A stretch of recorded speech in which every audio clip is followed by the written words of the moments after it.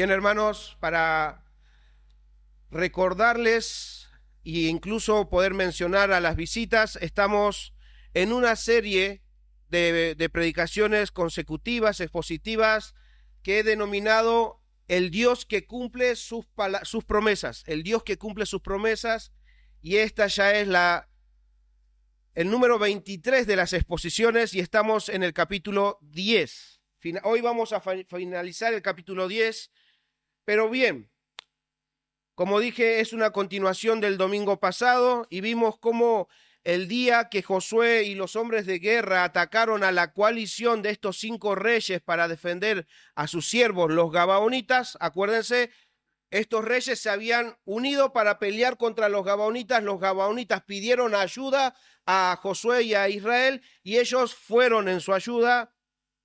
Y dice, como le hemos leído, que fue un día histórico e inolvidable para Israel, porque ese día, hermanos, se vieron varios eventos sorprendentemente milagrosos, como por ejemplo el granizo que cayó del cielo y mató a más hombres que la espada. Hemos leído recién el sol y la luna se detuvieron por casi un día entero, con el fin de darle la victoria a los suyos. Ese evento realmente fue extraordinario, hermanos, pero no solo por los milagros, sino porque esos milagros hicieron notorio al pueblo la fidelidad y el poder de Dios. Entonces, esos milagros dieron a conocer el carácter, el poder de nuestro Dios. Con eso en mente, hermanos, nosotros vamos a continuar con lo que he titulado la semana pasada, Dios pelea por los suyos. Esta es la segunda parte. Hoy vamos a completar este relato del capítulo 10.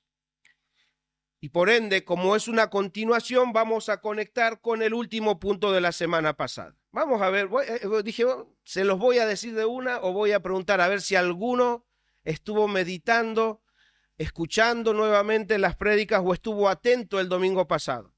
¿Cuál fue el tercer punto de los 3 que vimos el domingo pasado? ¿Cuál fue el tercer punto?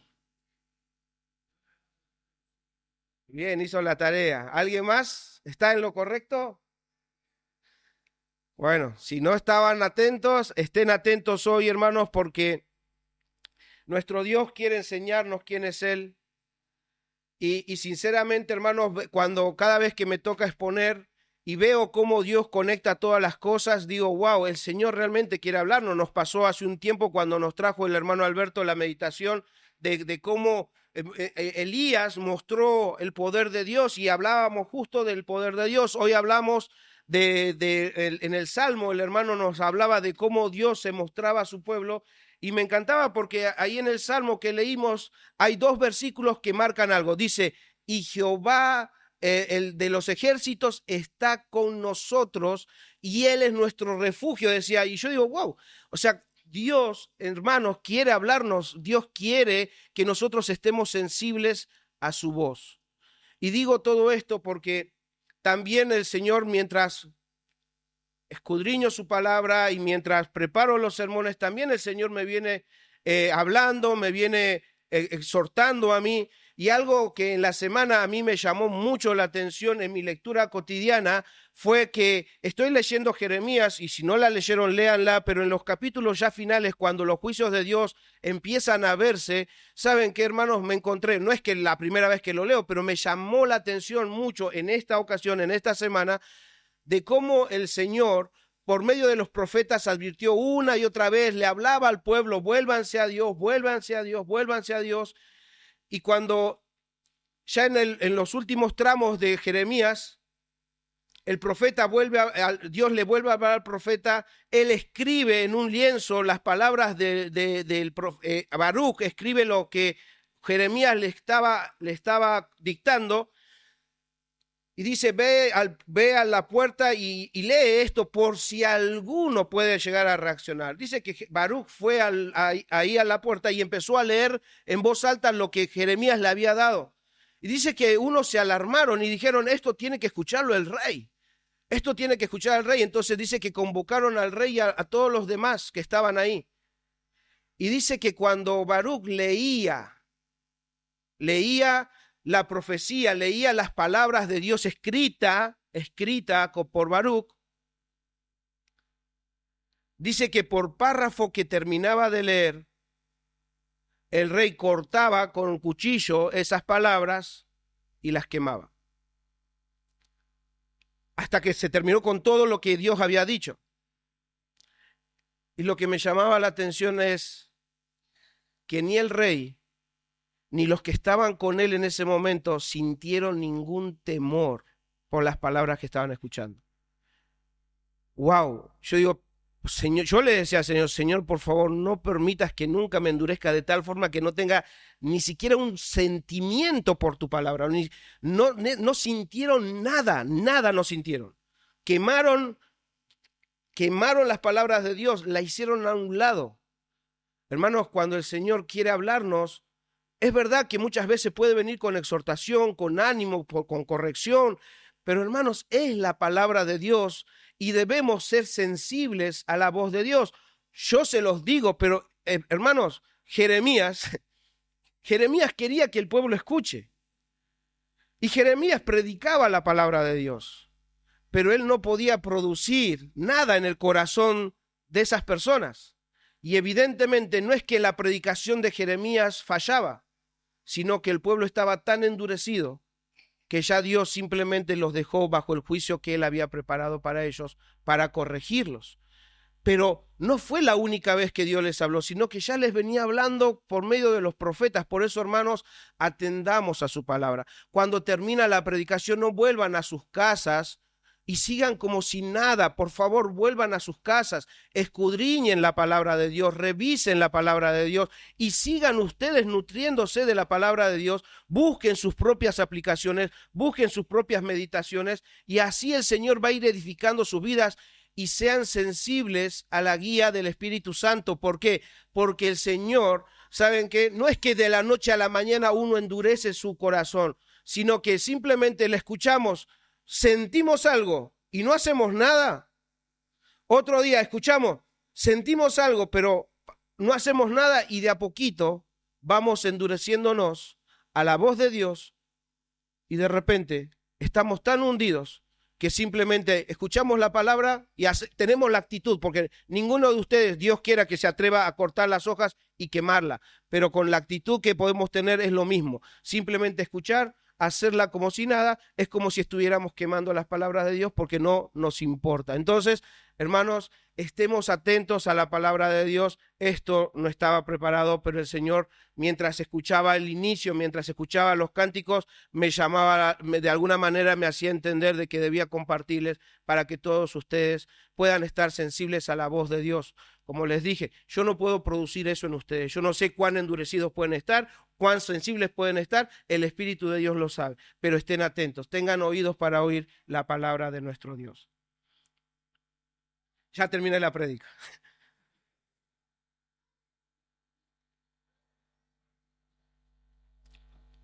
Bien, vamos a continuar entonces con el tercer punto, que es Dios le da la victoria a los suyos. Leamos de nuevo el versículo 14, dice, y no hubo día como aquel, ni antes ni después de él, habiendo atendido Jehová a la voz de un hombre, porque Jehová peleaba por Israel, y Josué y todo Israel con él volvió al campamento en Gilgal.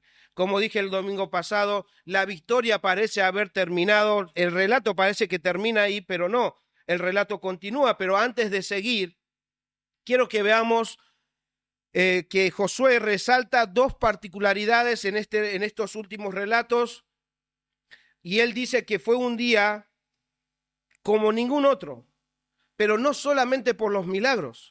Ya en estos relatos, en el 14, dice que fue un día extraordinario y ninguno se parece a ellos. ¿Por qué? Porque Jehová escuchó la voz de un hombre y porque Jehová combatía por ellos. Los milagros demostraron eso. Entonces, déjenme compartirles sobre estas dos cosas que Josué menciona de este gran día y que juntos podamos atender a la palabra de Dios. Hermano, Josué quiere que notemos que la victoria fue posible porque Jehová escuchó, por un lado, escuchó, y segundo, porque él combatía por Israel. Con estas palabras, Josué quiere que sus lectores, o sea, todos los que iban a leer la Biblia o sus escritos, quiere que puedan ver la confianza que se puede tener en el Dios que cumple sus promesas y la cercanía de Dios para con los suyos. Entonces veamos la primera de estas dos observaciones. La primera es la confianza que se puede tener en Dios. Dice Josué ahí en el versículo 12, entonces Josué habló con Jehová el día en que Jehová entregó al amorreo delante de los hijos de Israel. Hermanos, este hablar con el Señor se da en plena lucha, en plena batalla, en plena persecución, en plena guerra. Josué habla con Dios. Y luego el relato dice que después de haber hablado con Dios, él, delante de todos los israelitas, habla al sol y a la luna. Y como hemos notado, esta oración no surge desde la desesperación, no surge desde una posible derrota, sino surge de un corazón pleno de confianza. Josué, hermanos, sabía que Dios entregaría en sus manos a esta coalición. ¿Y por qué él estaba seguro? Porque Dios le había dicho. Dios le dijo, yo entregaré, no les tengas temor, yo voy a entregar a estos enemigos en tus manos. Y es por eso que Josué deja escrito en este relato, y él quiere enseñarnos, hermanos, que se puede hablar con Dios y se puede confiar en Dios, en cualquier circunstancia. No, él no estaba en un momento de buscar a Dios y apartado ahí en su cuarto. O sea, no estoy diciendo que no lo hagan, pero él no estaba en esa circunstancia, sino estaba en plena guerra, y en esa plena guerra él dice, se puede hablar con Dios, yo hablé con él. Y se puede confiar, porque yo confío en él. Él quiere que sus lectores ejerciten eso, porque evidentemente Josué tenía fe y la ejercitaba. Hermanos, Josué confiaba en sus promesas y confiaba en la fidelidad de Dios para con los suyos. Hermanos, Dios había hablado incluso con Josué, como dije antes de esta batalla. Y entonces él está seguro, habló con el Señor, no es en la desesperación, sino en la confianza de que Jehová combatía por Israel. Eso lo escribe él. ¿Por qué? Porque él, al ver todo lo que está pasando, dice, wow, Jehová pelea y combatía por Israel. Eso nos muestra la confianza que uno puede tener. Josué confiaba en Dios y por eso habló con él. Pero después leemos ahí que dice, Jehová escuchó la voz de un hombre. Y antes de desarrollar esto, quisiera abrir paréntesis. Me voy a salir un poquito, otra vez, como al principio, me voy a salir un poquito del relato. Y por eso digo, voy a abrir paréntesis, hágame acordar que tengo que cerrarla. Jehová escuchó la voz de un hombre. Digo esto, hermanos, porque la respuesta de Dios no fue por su modo de orar, no fue por la elocuencia de sus palabras, no fue por la determinación y la firmeza de su oración, y mucho menos porque la palabra de Josué tuviera poder. ¿Y por qué digo que tengo que abrir paréntesis? ¿Y por qué hago esta mención, hermanos? De modo aplicativo en nuestros días, estos pasajes, como otros pasajes, han sido mal usados, mal interpretados en nuestro mundo evangélico. O sea, ¿qué quiero decir con esto? Que hay muchos, posiblemente algunos, nuestros niños, nuestros jóvenes, capaz no lo escucharon, pero se pueden encontrar con esto. Ustedes pueden escuchar este tipo de enseñanzas en el mundo evangélico. Hay personas que piensan y enseñan que la palabra de los hombres tiene poder. Dicen que lo que digan con sus bocas se va a cumplir. Y es por eso que ese tipo de personas que enseñan esto, en sus oraciones o en las reuniones que tienen, ellos empiezan a decretar, a atar, a desatar, a declarar, a arrebatar y todos los que se puede llegar a encontrar, porque ellos dicen, nuestra boca tiene poder. Y entonces, como tiene poder, ellos empiezan a decir cosas en sus oraciones e incluso pueden llegar a escuchar palabras como las que he escuchado y no queremos, no permitiríamos un no, Señor. O sea, que ya con sus palabras le dan órdenes a Dios y ellos no aceptarían un no a sus oraciones. Por otro lado, hay otras personas que hacen énfasis en las formas o métodos de oración y piensan que si emplean esos medios pueden doblar el brazo de Dios para que Dios haga lo que ellos le piden. Y es por eso que ustedes se van a encontrar materiales o predicaciones, enseñanzas de 10 pasos o 3 pasos o 7 pasos para una oración efectiva. Eso significa que le dan a un método forma para decir, de esta forma Dios te va a responder. Si vos seguís estos pasos, Dios te va a responder. Y hermanos, Dios nos libre de estas distorsiones y el Espíritu Santo, el Espíritu de nuestro Dios nos enseñe a orar con fe, creyendo en el poder de Dios, en su fidelidad y de acuerdo a su voluntad, porque eso es lo que estaba en el corazón de Josué. Eso es lo que estaba en el corazón de Josué. Entonces, que el Espíritu de Dios, háblenle al Espíritu de Dios, es una persona, y digan como sus discípulos le dijeron un día a Jesús, Señor, enséñanos a orar. Enséñanos a orar.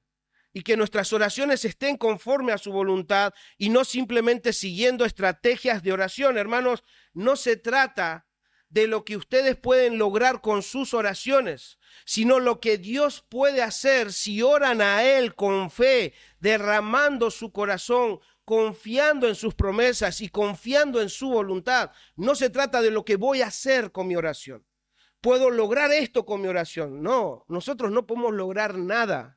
Es Dios quien hace todas las cosas. Entonces nuestra oración tiene que estar llena de confianza en la voluntad de Dios, porque Josué no hubiese orado si Dios no le hubiese dicho antes, yo te entregaré.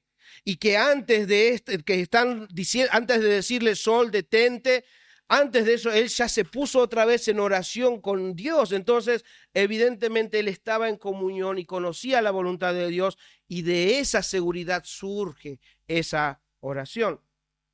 O sea, estaba de acuerdo a la voluntad de Dios. Un hermano dice al respecto de este tipo de pensamientos: en la actualidad se enfatiza con mucha frecuencia el poder de la oración o la necesaria intensidad de la oración.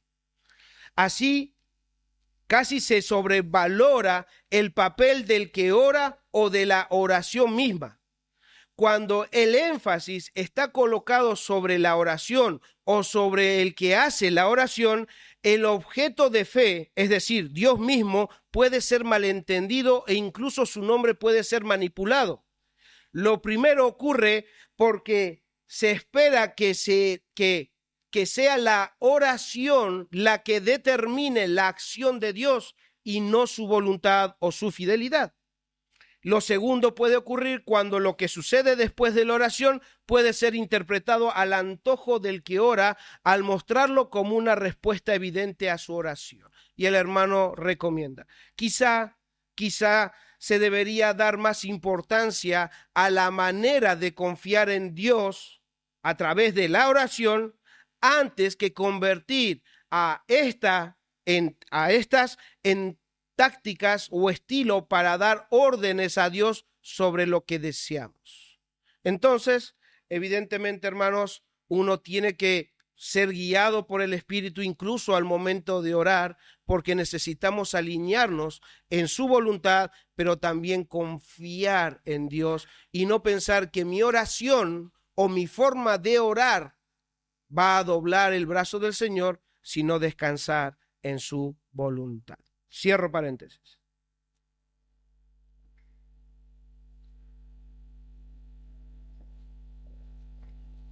La segunda cosa que quiero que observemos, ya lo he mencionado, es la cercanía de Dios para con los suyos. Por eso me gustaba el salmo que leímos al principio, que dice Jehová, Jehová de los ejércitos está con nosotros. La cercanía de Dios para con los suyos. Pregunta, niños, ustedes que leen en sus casas la Biblia, jóvenes, ¿dónde está Dios? En el cielo. Los jóvenes, ¿dónde está Dios? No se miren entre ustedes, mírenme a mí, no se rían. ¿Dónde está Dios? No se anima, ¿no? Bien, pregunta. Lo que dijo Grace, Dios está en el cielo, ¿es verdad? ¿Es verdad o no? Bien, es verdad. Dios está en el cielo, pero pensar solamente de esta forma puede llevarnos a olvidar con facilidad la omnipresencia de Dios. ¿Qué es la omnipresencia de Dios? Que Dios está ¿dónde? En todos lados. Es verdad que Dios está en el cielo, pero Dios es omnipresente. O sea que Dios está en los cielos y está en todos lados. Su presencia está en todos lados. Y nosotros vemos en este relato que hemos leído, hermanos, vemos que Dios habla con Josué, lo anima y le garantiza su victoria y su presencia. Dios no estaba lejos de Josué, sino estaba con ellos en medio de la batalla. Vimos incluso que él fue delante del ejército de Israel y llenó de miedo a los enemigos. Él persiguió a los enemigos. Dios escucha la oración de Josué y Dios responde a la oración de Josué. Y en el versículo 14 incluso dice que es Jehová quien pelea por Israel. Y él está peleando desde el cielo solamente, no. Dios, como buen capitán, estaba al frente de la lucha. Dios estaba ahí presente con ellos. En otras palabras, podría decir que Jehová peleó por los suyos, pero también peleó con los suyos para darles la victoria. Esa es la cercanía de Dios. Dios estaba ahí, el Señor estaba presente con Josué. Por eso que en medio de la batalla, él no se aparta a un lugar, sino que él ora a Dios porque Dios estaba con él. Hermanos, estas dos observaciones tienen que ayudarnos a meditar a nosotros, porque recordar la omnipresencia de Dios debe darles a ustedes la tranquilidad y la confianza, porque nuestro Señor, hermanos, está con ustedes y está en ustedes.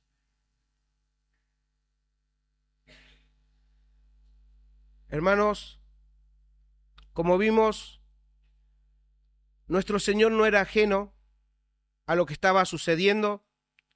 Él no estaba ajeno a todo lo que estaba viviendo su pueblo. Entonces debes entender, hermano y hermana, que Él no está ajeno a tus circunstancias. Yo no sé lo que están viviendo, pero el Señor sí lo sabe. Él está atento, Él está cercano y Él no te va a responder desde lejos, Él te va a responder en medio de tus circunstancias, cualquiera que sea. Él está ahí, entonces vos podés estar un día triste y no hace falta que te vayas así simplemente en tu tristeza, en el medio de la aflicción, vos podés hablarle a Dios porque Dios está cercano. Hermanos, ustedes ya han leído y ustedes saben que Jesús mismo nos dijo a todos sus discípulos, separados de mí, nada pueden hacer. Y vos, hermano y hermana, sabés que sin Cristo no experimentarías ningún tipo de victoria. Y si el Espíritu Santo no estuviera en vos, ni siquiera tendrías dolor por el pecado y ni mucho menos quisieras escuchar la voz de Dios. Es porque Él está en vos que produce todos esos deseos de escuchar su palabra, de ver la lucha con el pecado. Y entonces eso quiere decir que las victorias no descansan en lo que ustedes pueden hacer, sino descansan en las promesas de Dios. O sea, las promesas de Dios nos apuntan a la palabra de Dios. Entonces necesitamos sus promesas por medio de su palabra. Entonces, tus victorias descansan en su palabra, pero también descansan en su cercanía, que es su presencia. Hermano, hermana, Él está con vos en toda circunstancia. Por eso te digo, yo no sé tus circunstancias, pero lo que sí estoy seguro que si la omnipresencia de Dios es real, entonces Él está en tu casa, Él está en la relación que tengas con tu cónyuge, Él está cuando vos tengas que instruir a tus hijos, disciplinar, amonestar a tus hijos, Él está ahí fortaleciendo tu alma. Él está en tu trabajo. Cuando vos podés llegar a pensar que, bueno, pero ¿qué va a hacer si estoy todo en medio de pecadores? Él está ahí con vos en tu trabajo. Él va a fortalecerte y recordar que no estás trabajando para hombres, sino estás trabajando para Dios.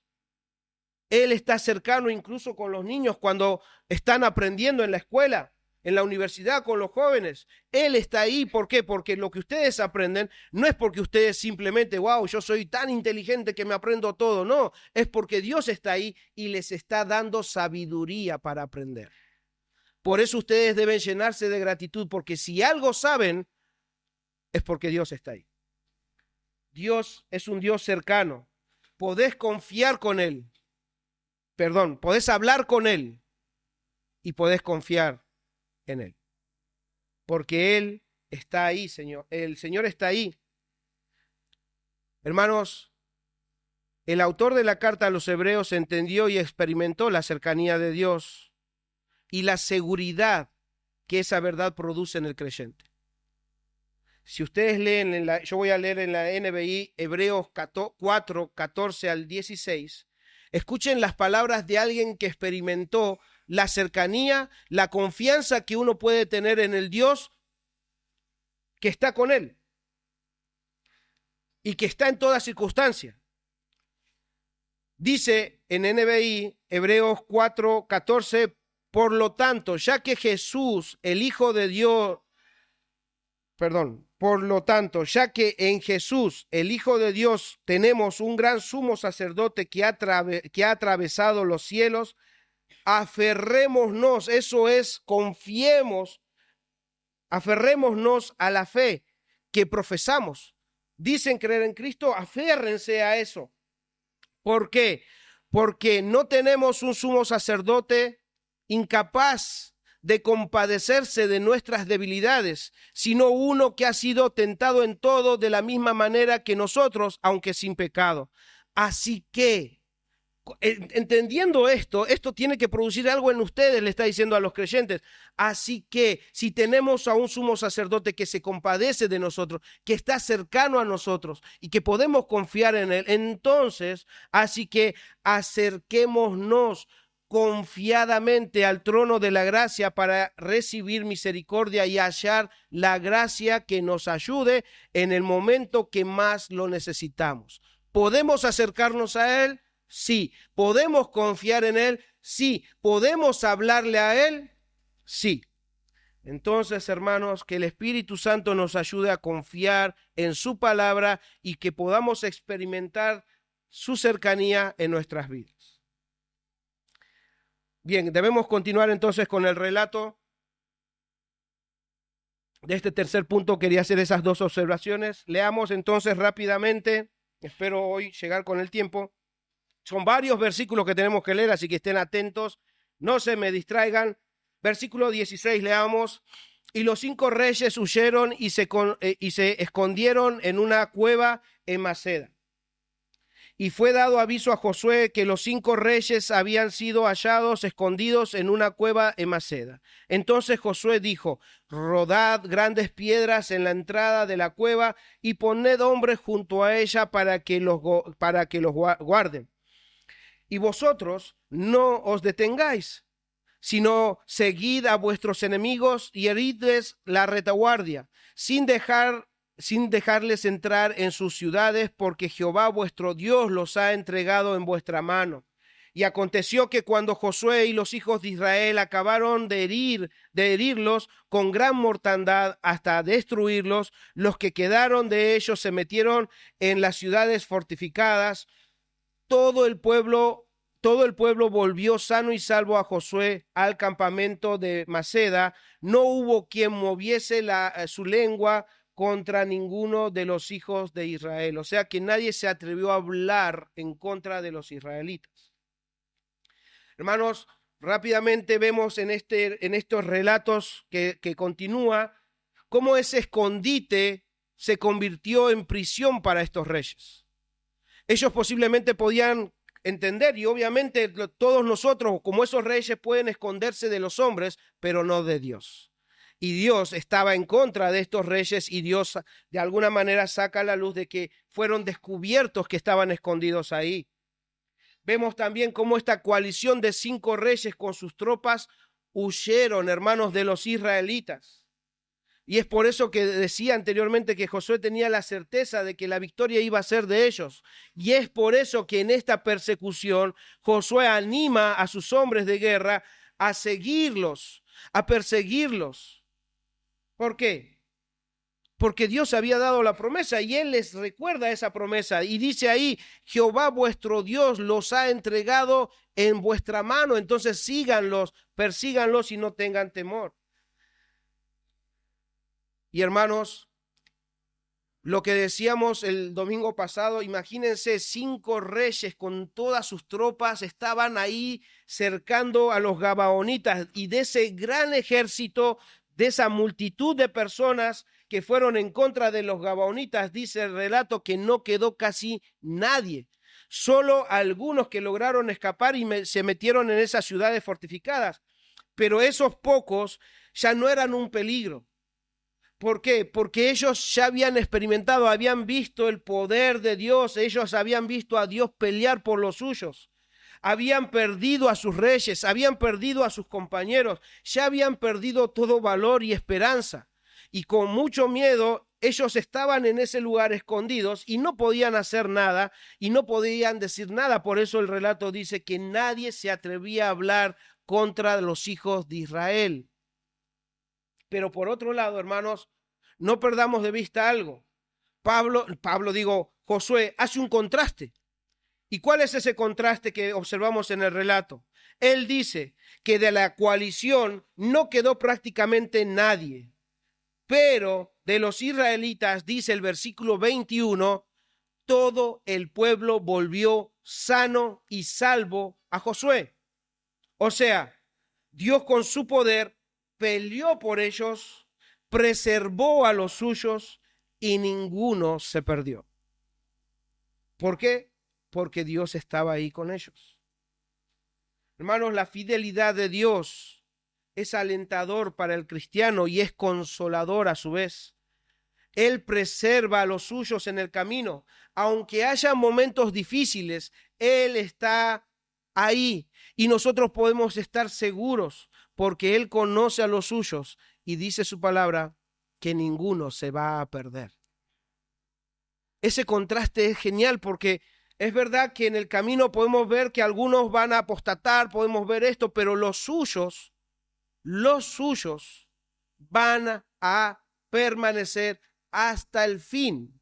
Y no porque sean más fuertes que otros, porque la fidelidad de Dios preserva a los suyos y ninguno se perdió. Jesús mismo dijo, de los que me diste ninguno se perdió, salvo aquel que estaba preparado para perdición, pero ninguno se perdió. Y acá dice que todos volvieron a Josué y ninguno, ¿cómo volvieron? Sanos y salvos. Nosotros vamos a llegar a Cristo sanos y salvos, aunque estemos viejitos y lo que sea y ya estemos muertos, y vamos a estar, cuando nos presentemos a Dios, no vamos a presentarnos sanos y salvos. ¿O no es así? Nuestros cuerpos no van a tener un cuerpo glorificado, no vamos a estar sanos por completo y salvos por completo. Entonces, de esa misma forma vamos a presentarnos ya no a Josué, sino a Jesús.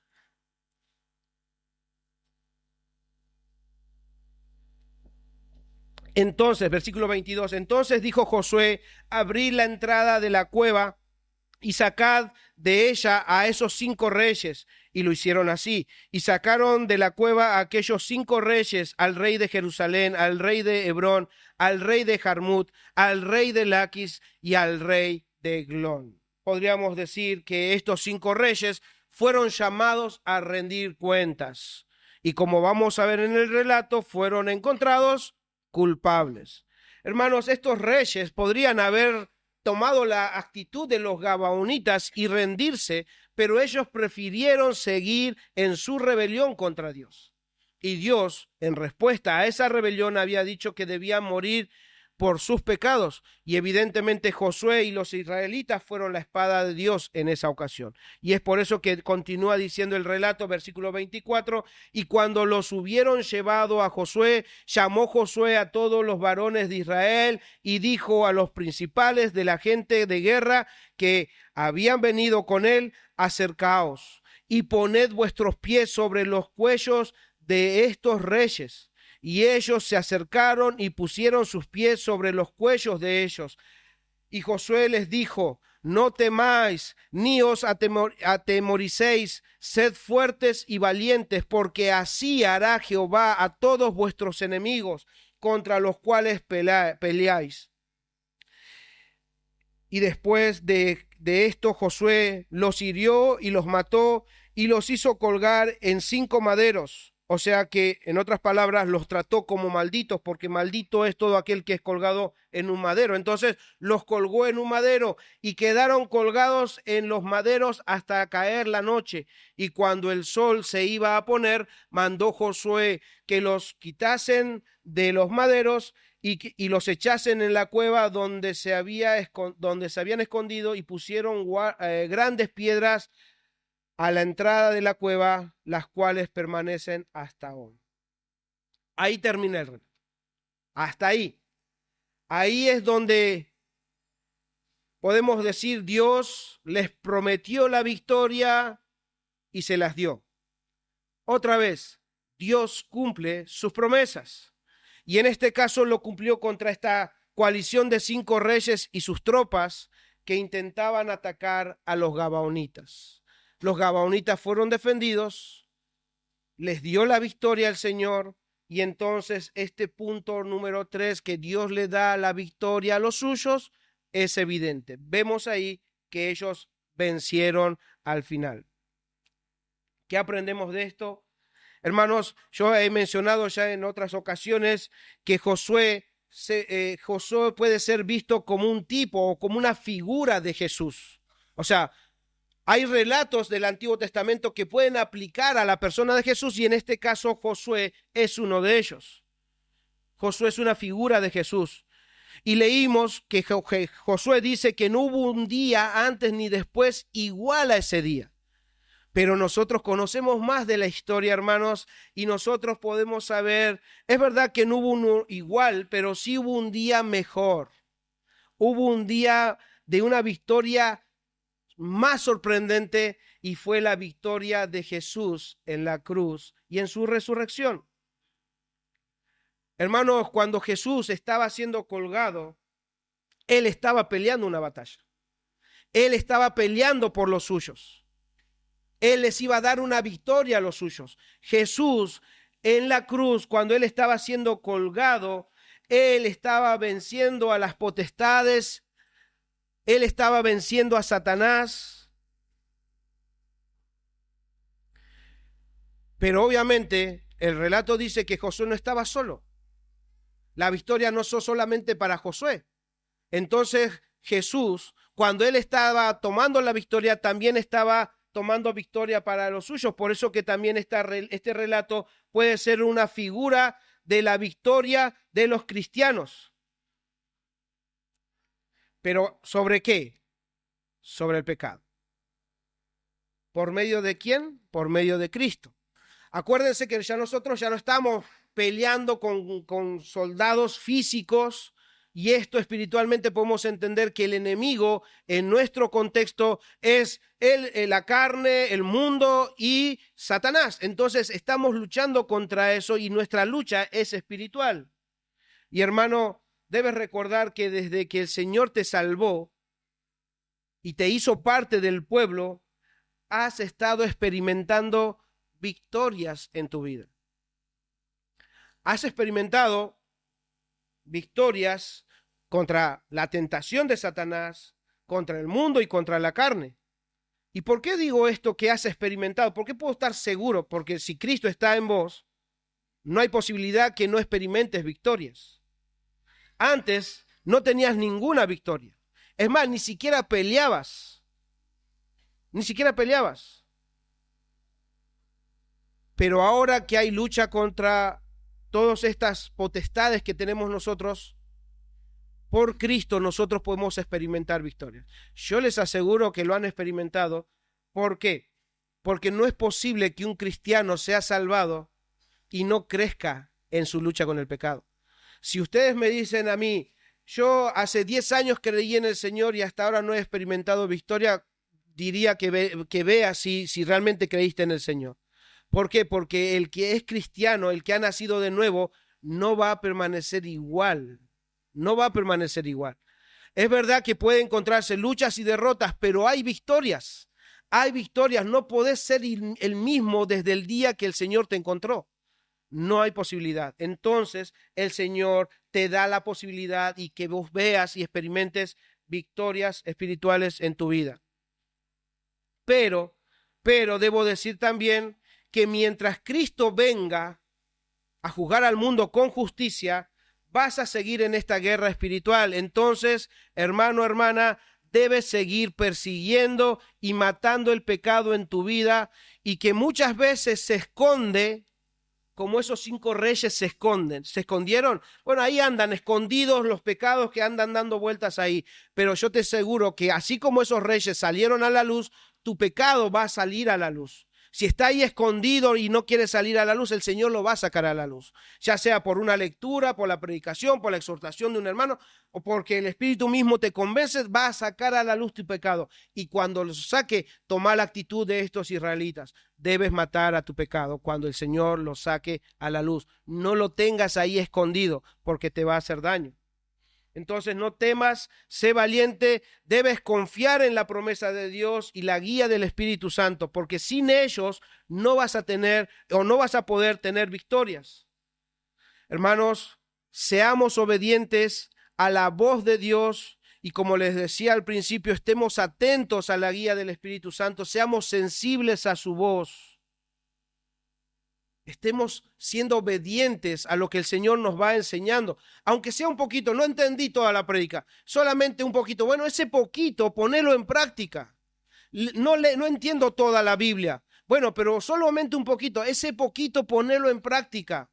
Eso te hace sensible a la voz de Dios. Debes ser obediente, porque mientras caminamos en obediencia, caminamos de victoria en victoria. Y dice Pablo a los romanos que aunque nos cueste, al final nosotros vamos a ser los vencedores. Eso les animaba a los romanos en capítulo 16, versículos 19 y 20. Dice, porque vuestra obediencia ha venido a ser notoria a todos, así que me gozo de vosotros. Pero quiero que seáis sabios para el bien e ingenuos o inocentes para el mal. O sea, ¿ves? Crezcan, dejen de hacer el mal y sean sabios para hacer el bien. Y el Dios de paz aplastará en breve a Satanás bajo vuestros pies. ¿Qué les dijo a Josué, a los israelitas? Vengan, pongan sus pies sobre el cuello de estos. O sea, y acá Pablo está diciendo prácticamente lo mismo. Jesús, cuando venga, él aplastará a Satanás bajo vuestros pies.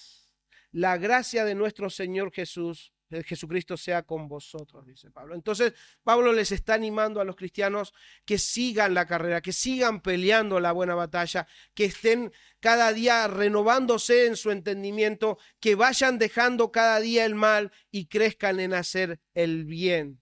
Y esa obediencia, dice, los va a llevar a la victoria final. Bien. Último punto. Eran 3, ahora 4. O sea que es la continuación. Dios le da a los suyos más de lo que esperan.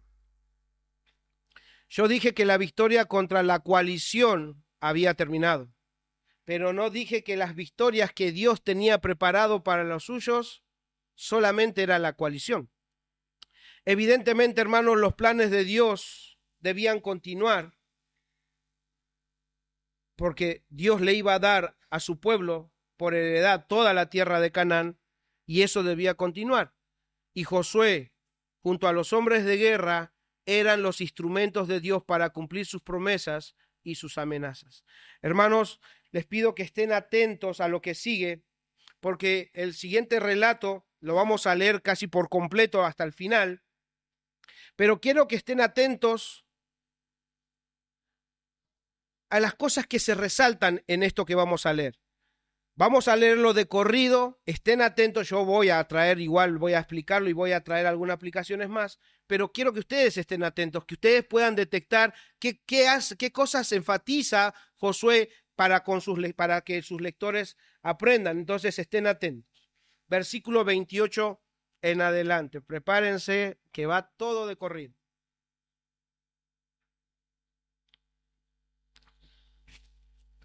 Versículo 28. En aquel mismo día tomó Josué a Maceda y la hirió a filo de espada y mató a su rey. Por completo lo destruyó, con todo lo que en ella tenía vida, sin dejar nada, e hizo al rey de Maceda como había hecho al rey de Jericó. Pregunta, hermanos, ¿Josué estaba solo? No, pero fíjense que dice ahí, tomó Josué a Maceda.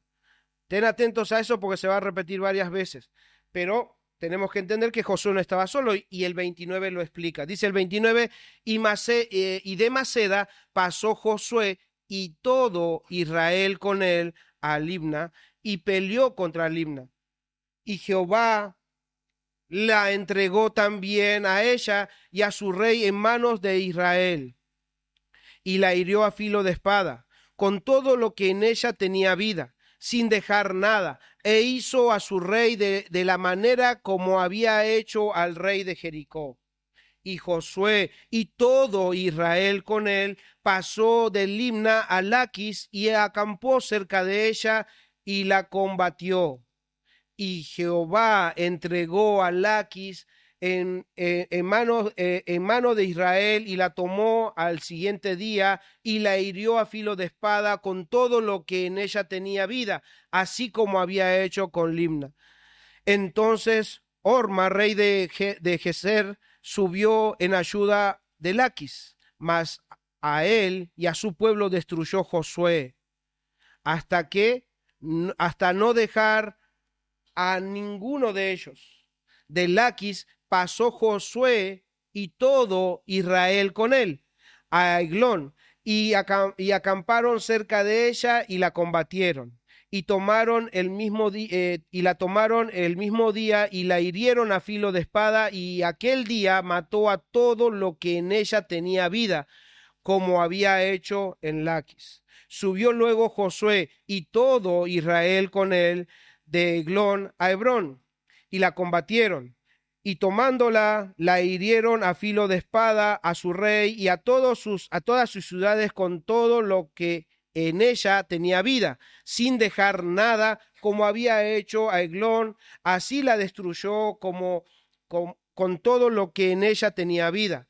Después volvió Josué y todo Israel con él sobre Debir y combatió contra ella y la tomó y a su rey y a todas las ciudades y las hirieron a filo de espada y destruyeron todo lo que allí dentro tenía vida, sin dejar nada, como había hecho a Hebrón y como había hecho a Limna y a su rey, así hizo a Debir y a Debir y a su rey. Hirió pues Josué toda la región de las montañas del Negev, de los llanos y de las laderas y todos sus reyes sin dejar nada. Todo lo que tenía vida lo tomó, como Jehová Dios de Israel se lo había mandado. Y los hirió Josué desde Cades Barnea hasta Gaza y toda la tierra de Gosén hasta Gabaón. Otra vez pregunta, ¿Josué estaba solo? Todos estos reyes y sus tierras los tomó Josué de una vez, porque Jehová, el Dios de Israel, peleaba por Israel. Y volvió Josué y todo Israel con él al campamento en Gilgal. Intenso.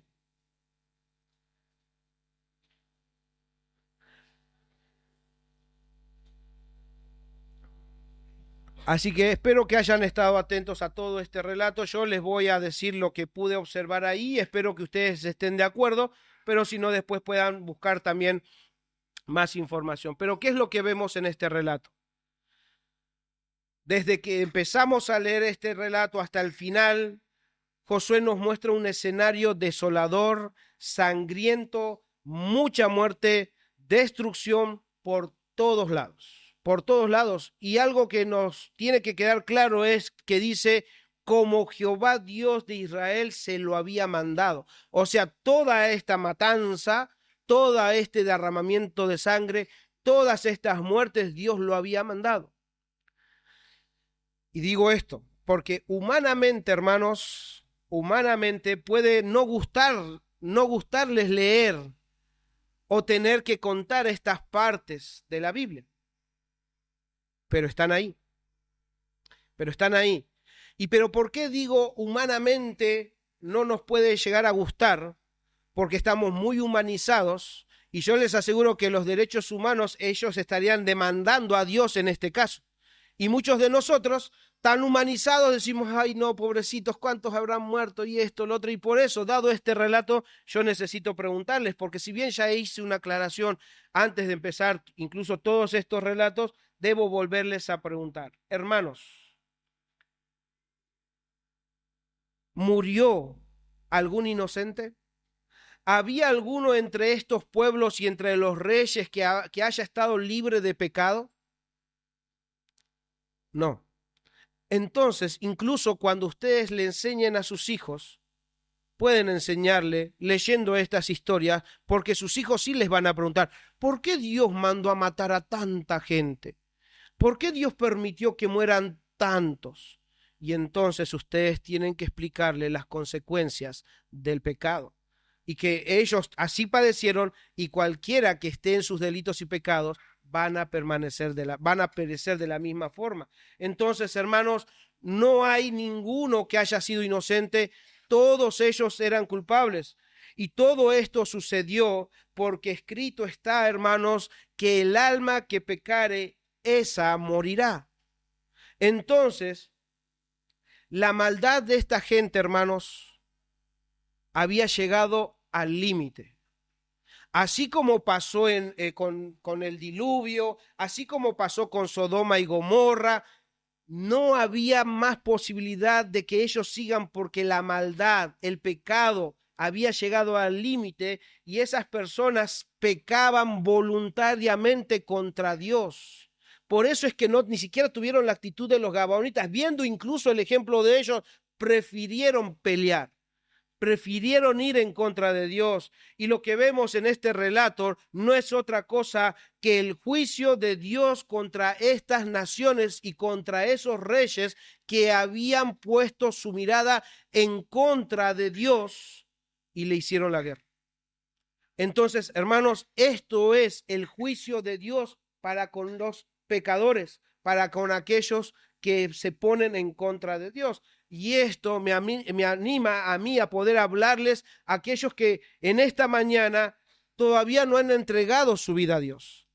Niños, jóvenes, no quemen estas palabras y no las desatiendan como si nada pasara, porque escrito está en la Biblia que si no estás con Dios, si no has entregado tu vida a Dios, ¿sabes cómo te trata Dios?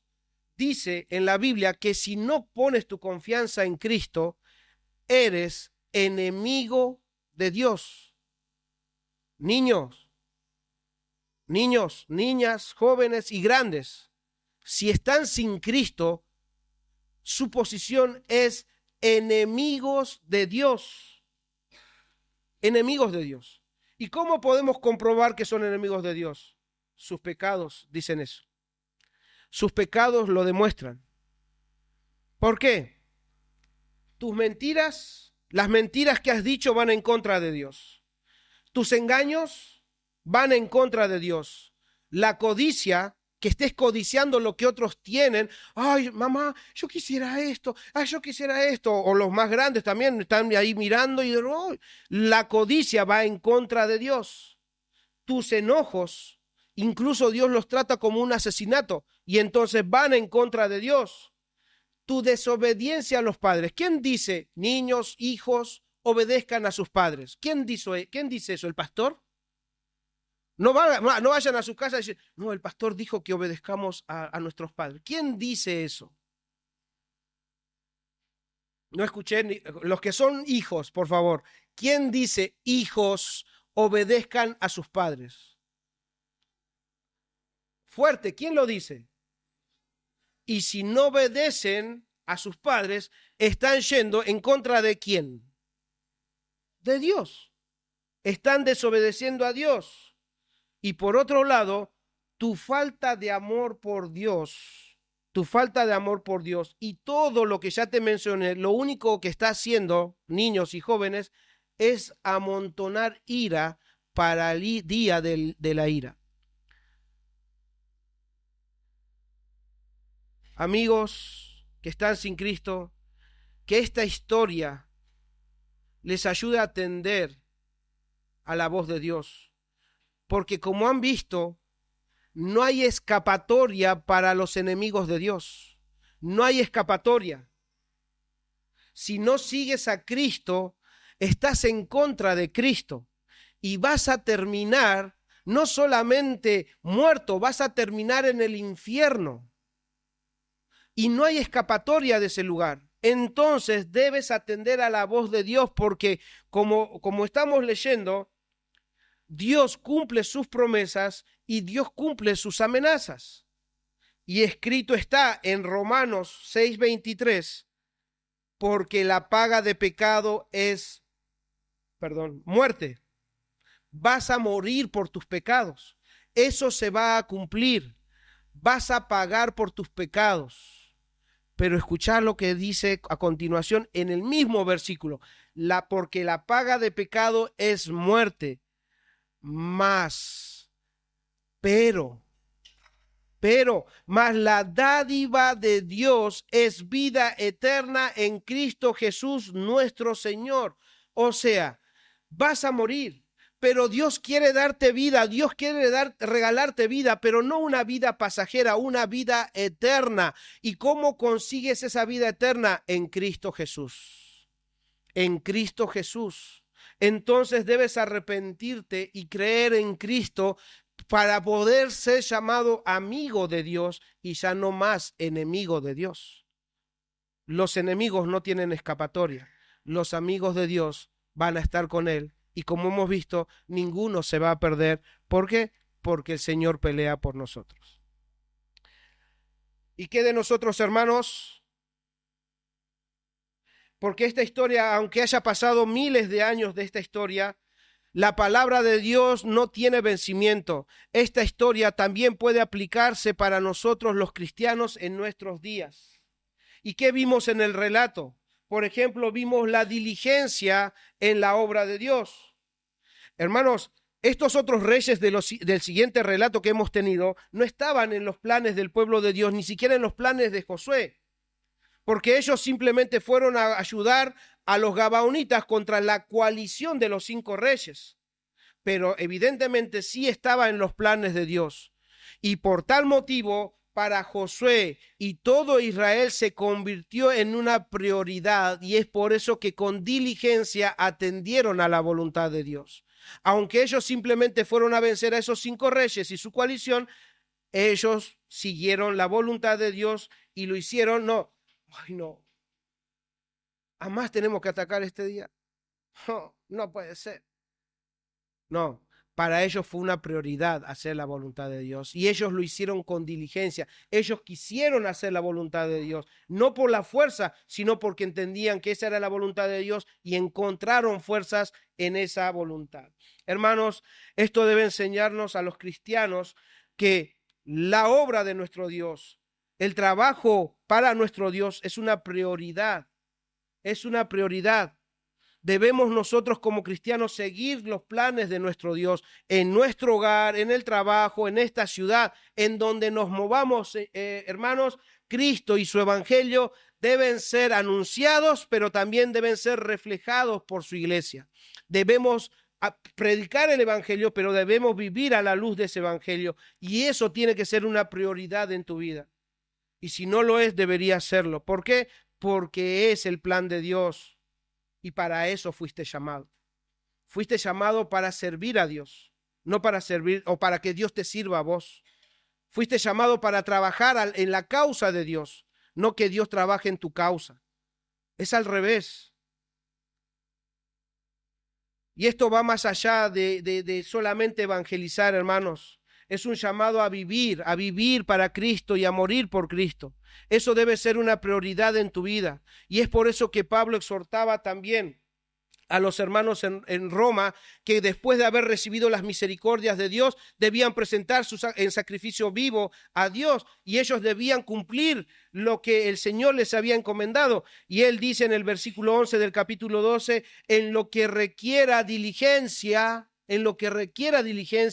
no perezosos, fervientes en espíritu, sirviendo al Señor.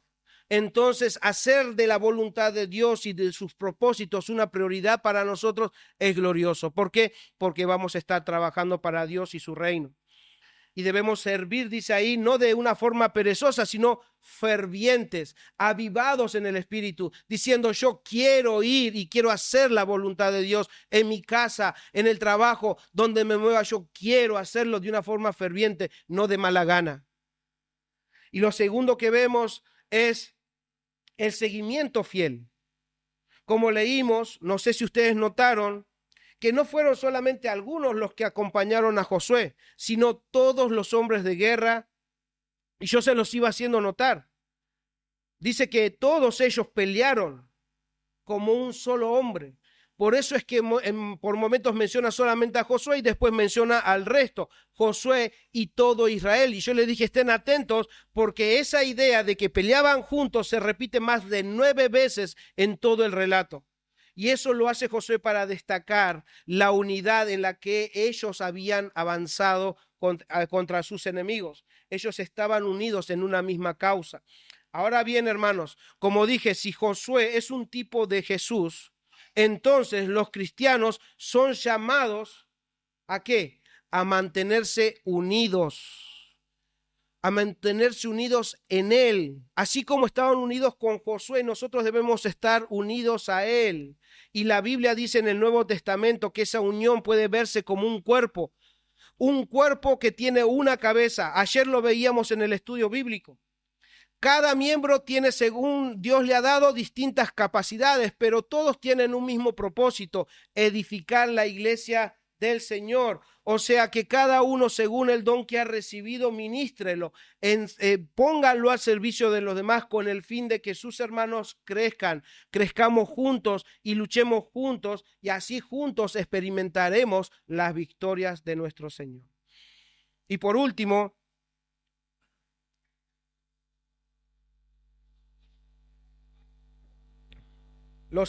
vemos en el relato los instrumentos de Dios. Hermanos, Jehová peleaba por Israel, pero Josué y su ejército eran instrumentos en las manos de Dios para llevar a cabo su obra, su plan redentor. Y eso no cambió en el tiempo, porque el plan de Dios todavía no terminó. Entonces, hermano, hermana, eres un instrumento de Dios y Él te va a usar. Por ahí algunos de ustedes piensen: pero yo no sé qué puedo hacer, yo no sé qué puedo, porque la verdad no tengo tantas habilidades y me cuesta mucho hablar, etcétera. Podemos decir muchas cosas, pero la historia cuenta, hermanos, que Dios nunca usó grandes multitudes y ni siquiera usó a personas capaces, sino que Dios usó a pocos, los preparó, los capacitó y los acompañó a ejecutar sus propósitos. Y es por eso que cuando Jesús le dio la tarea a sus discípulos, que vayan a ser más discípulos en todas las naciones, les aseguró, yo iré con ustedes. Yo estaré con ustedes, no van a ir solos. Él acompaña, Él los prepara, Él los llama, Él los encomienda.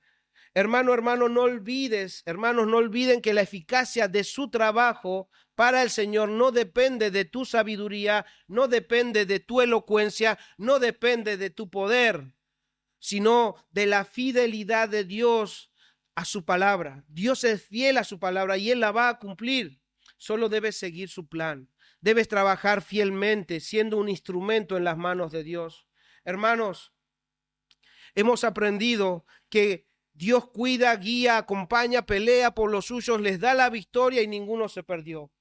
Pero como también lo escuchábamos al principio de la reunión, esto no significa que un cristiano no tenga que pelear y que no tenga que padecer por ser o ser afligido por ser seguidor de Cristo. Al contrario, si sos seguidor de Cristo vas a padecer, vas a sufrir aflicción en este mundo. Pero debes saber que el Señor te sostiene con su palabra y su presencia y su poder. Es Él el que te sostiene en medio de la aflicción. Hermanos, Josué aprendió a depender y experimentó que su palabra lo sostiene, su presencia está con él y su poder le da la victoria. Entonces, los cristianos también lo vamos a aprender. Por eso les digo, hermanos, seamos sensibles a la voz de Dios, seamos sensibles a la guía del Espíritu Santo y ustedes van a estar contando de las victorias que el Señor les permite aprender y experimentar. Hermanos, en serio, no hay nada imposible para nuestro Dios, nada imposible para Dios. Y Él va a cumplir sus promesas. Él dijo, yo empecé la obra en ustedes y la voy a perfeccionar hasta el día de Jesucristo. Créanlo. Crean que Él va a seguir perfeccionando sus vidas. Él va a seguir renovando su entendimiento. Pero ustedes, Él va a hacer su tarea. Ustedes, hermanos, no pierdan de vista a Cristo. No pierdan de vista su reino, porque en serio, hermanos, en este mundo es fácil distraernos, es fácil que las circunstancias que vivimos nos hagan perder de vista a nuestro Señor. Es fácil que nuestra carne y nuestras emociones simplemente un día digan, ay, no quiero saber más nada. Hermanos, es fácil perder de vista a nuestro Dios. Pero hermanos, tenemos que seguir viendo a nuestro Dios, tenemos que seguir viendo a Cristo mientras caminemos en esta vida. Entonces, no te distraigas, no dejes de ver a Cristo. Tu vida debe ser algo agradable para nuestro Dios. Iglesia, hermanos, Pablo le dijo a Timoteo, y en esta mañana quiero decirles lo mismo a ustedes. Hermano, hermana, sufre penalidades conmigo, como buen soldado de Jesucristo. Ningún soldado en servicio activo se enreda en los negocios de la vida diaria a fin de poder agradar a aquel que lo reclutó, aquel que lo tomó como soldado. Peleemos juntos la buena batalla. Peleemos juntos, hermanos, juntos, agarrados, tomados de nuestro Señor, y ustedes van a experimentar que no hay nada imposible para nuestro Dios.